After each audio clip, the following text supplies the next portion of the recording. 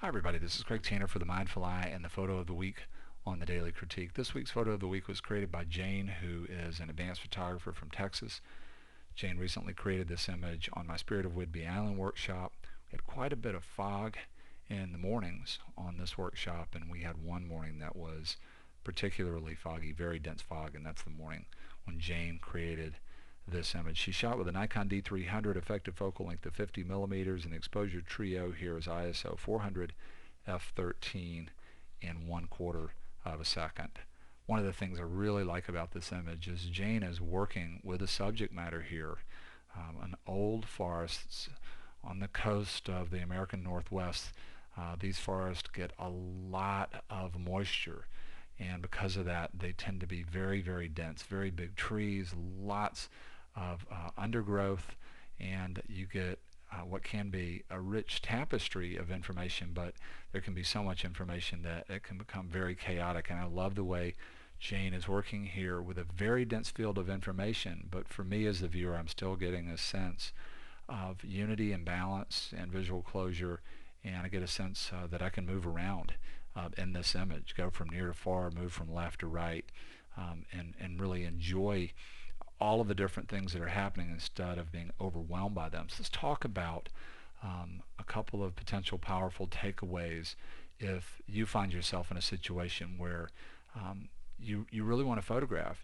You find something to be very beautiful, but there's so much information that you just feel like you don't know where to start, or you're getting overwhelmed. One of the things that I will do if I absolutely do not have to shoot in color, when I'm presented with a field of information that is very complicated, I will think black and white. One of the neat things about digital cameras these days is most of us have the ability to go in our JPEG processing and choose a version of monochrome so that we can preview the scene in black and white.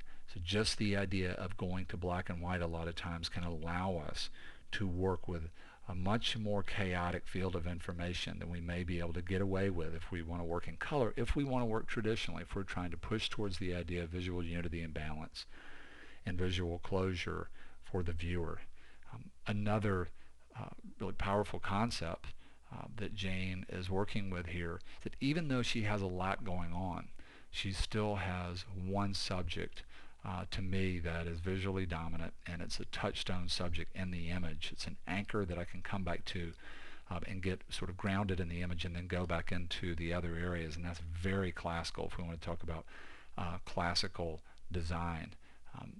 You know, we can really get caught up in the idea of how powerful just contrast when it comes to value is, and what I'm talking about is the visual weight of the difference between dark and bright.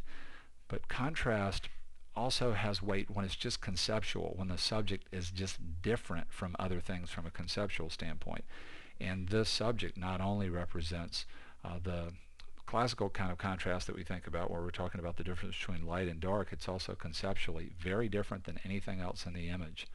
It has the most mass. There's a different texture in this tree. You definitely get the sense that this tree is a lot older. Clearly it's moving on a diagonal, and almost all of the other lines in this image that are moving on a vertical are running parallel to the framing device. Not only that, there's a pattern of information in the middle ground that's very metered, and it keeps repeating.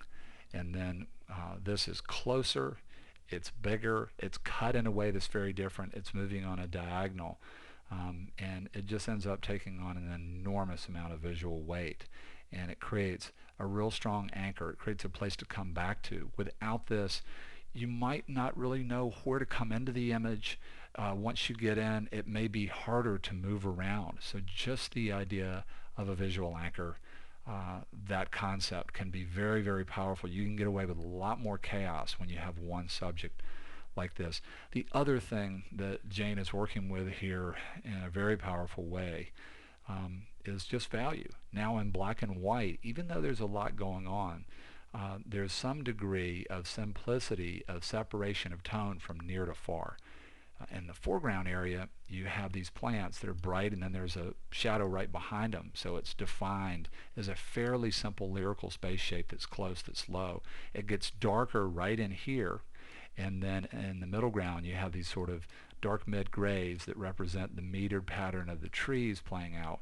And then you have the fog that comes in that's very luminous, and we're pulled in a real powerful way past these trees into the depth of the image. So you really do, even though there's a lot going on and we're not using the wide angle lens to distort perspective and dramatize the feeling of near, middle, and far. I've talked about that in a few videos that we put up in the foundations area of the website. Even though you don't have that here, you still have a real powerful sense of bright and then dark and then medium and then bright, and that creates the illusion of near, middle, and far. It also creates the feeling that we're moving all the way through this image, and it helps to simplify the image through this very dense field of information. It's not just a chaos of contrast. It is playing out in a fairly ordered way, even though there's still a lot of local contrast in terms of layers of different values. And so 3 very, very powerful things that you might try to work with if you're dealt a hand where you want to shoot but you feel like it's too complicated and there's too much going on. Last thing I'll say here is we really need, if Jane came back in and she just mentioned how she converted here to black and white. One of the things I love about this image is the quality of the black and white conversion. The midtones are very silvery. There's a feeling here that this is a real classical print from a black and white negative film. Might be interesting to hear if Jane used something like Silver Effects Pro from Nik, absolutely fantastic software, or in fact what she did use to convert to black and white. Wanted to kind of give you a 2-for-1 here and show you one more image go in another direction. Jane shot another beautiful image on this morning on the workshop, and we're going to go to color and go to a much more graphic, simple subject, and just mention a couple of things here that you might be inspired by in terms of Jane's work, and in a lot of ways how she's worked with color here. I really love the feeling of clean color. I get a sense of this magenta color sort of being a pure magenta, a real sense of pure primary green, and pure blacks, no color cast in there, pure whites. Another powerful thing to consider is how well white plays with the very brilliant, powerful warm colors like fuchsia, magenta, very powerful reds. White does a really beautiful job of playing off of those colors that can, in some compositions, just overwhelm everything else. But with the white fence in here, it really helps to balance this out. Another thing that I'll say about this image is, Jane is showing us a subject matter that's traditional. It's very mature. You almost get the sense of a garden here. Just the idea of flower tends to be peaceful and tends to have sort of a psychological weight to it all by itself, or a psychological attitude or feeling. And a lot of that is very, very traditional and already represents sort of traditional beauty. And Jane has created a composition to me that goes along with that feeling. And what I'm talking about is the flow of movement here is so classical. Almost everything is moving in an easy direction for the viewer. Just over and over again, you're being presented with movement that allows you in a natural way to start here and then go out into other parts of the image. The other thing that's fun here is that in a lot of color shots, having this much blank sky, and particularly cutting off a corner and having this real strong triangle, would just overwhelm the composition if we were trying to work traditionally. But this is a great example of this has so much weight because of the color, real strong vivid color of magenta itself, and also the complementary pair of magenta and green. So a lot of color vibrancy, lots of weight.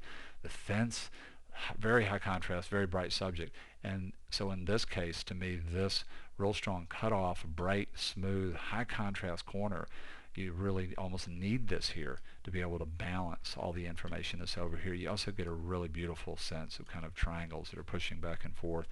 2 very neat images that, very beautiful images that Jane came up with, working radically different ways. Brilliant color in one, black and white in the other. Very complicated scene potentially in this one, much simpler and graphic scene to begin here, but both images very beautiful in their own way. Big thank you to Jane for sharing these images with us and participating in my Spirit of Whidbey Island workshop. Huge thank you to all the photographers that participated in that workshop. We had a fantastic time on Whidbey Island. I can't thank all the people that were there enough. One of my best memories of teaching location workshops the whole time I've been doing workshops, which is saying a lot. And I want to say a huge thank you to you for being here. hope you have a great weekend. Hope to see you again real soon on the Mindful Eye.